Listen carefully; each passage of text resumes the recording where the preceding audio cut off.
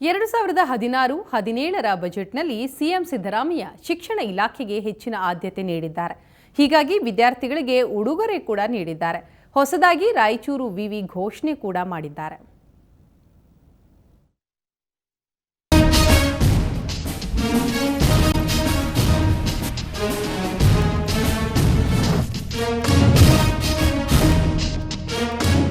ಮುಖ್ಯಮಂತ್ರಿ ಸಿದ್ದರಾಮಯ್ಯ ತಮ್ಮ 12ನೇ ಬಜೆಟ್ನಲ್ಲಿ ಶಿಕ್ಷಣ ಕ್ಷೇತ್ರಕ್ಕೆ ವಿಶೇಷ ಮಹತ್ವ ನೀಡಿ ಹೆಚ್ಚಿನ ಅನುದಾನವನ್ನು ನೀಡಿದ್ದಾರೆ. ಹಾಗಾದ್ರೆ ಶಿಕ್ಷಣ ಇಲಾಖೆಗೆ ಸಿಕ್ಕಿದ್ದೇನು ಅಂತಂದ್ರೆ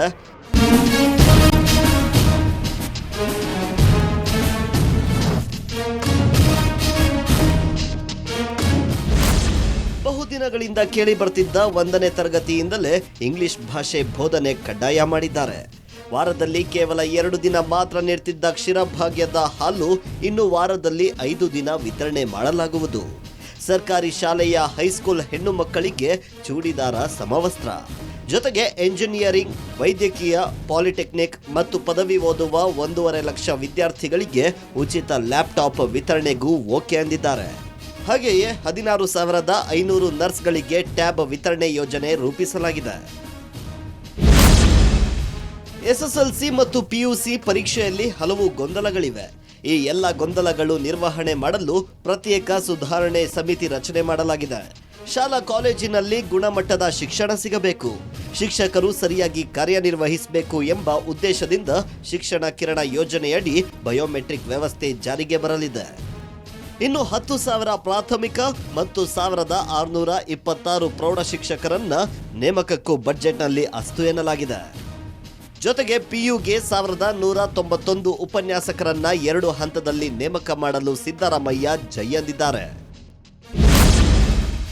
ರಾಜ್ಯದ ಗ್ರಾಮೀಣ ಪ್ರದೇಶಗಳಲ್ಲಿ ತಲಾ 4 ಕೋಟಿ ವೆಚ್ಚದಲ್ಲಿ 25 ಹೊಸ ಸರ್ಕಾರಿ ಪಾಲಿಟೆಕ್ನಿಕ್ ಕಾಲೇಜುಗಳನ್ನ ಪ್ರಾರಂಭ. ವಿದ್ಯಾರ್ಥಿನಿಯರಿಗಾಗಿ ತಲಾ 2 ಕೋಟಿ ರೂಪಾಯಿ ವೆಚ್ಚದಲ್ಲಿ 23 ಮಹಿಳಾ ಹಾಸ್ಟೆಲ್ಗಳ ನಿರ್ಮಾಣಕ್ಕೆ ಓಕೆ ಸಿಕ್ಕಿದೆ. ಹೈದರಾಬಾದ್ ಕರ್ನಾಟಕ ಯೋಜನೆಯಡಿ ರಾಯಚೂರಿನಲ್ಲಿ ವಿಶ್ವವಿದ್ಯಾನಿಲಯ, ಮಂಗಳೂರು ವಿಶ್ವವಿದ್ಯಾನಿಲಯದಲ್ಲಿ ಬ್ಯಾರಿ ಅಧ್ಯಯನ ಪೀಠ ಸ್ಥಾಪನೆಗೂ ಸರ್ಕಾರ ಗ್ರೀನ್ ಸಿಗ್ನಲ್ ಕೊಟ್ಟಿದೆ. ಅಲ್ಲದೆ ಕರ್ನಾಟಕ ವಿವಿಯಲ್ಲಿ ಸಾಹು ಮಹಾರಾಜರ ಅಧ್ಯಯನ ಪೀಠ ಸ್ಥಾಪನೆಗೂ ಬಜೆಟ್ನಲ್ಲಿ ಅನುದಾನ ಮೀಸಲಿಡಲಾಗಿದೆ.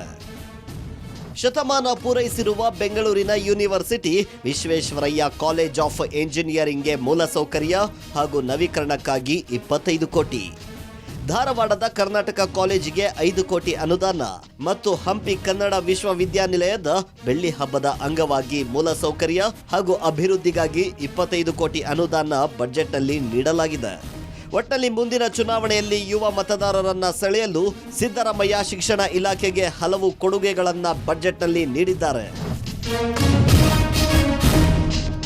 ಜೆಎಸ್ ಪೂಜಾರ್, ನ್ಯೂಸ್ ಬ್ಯೂರೋ, ಸುವರ್ಣ ನ್ಯೂಸ್.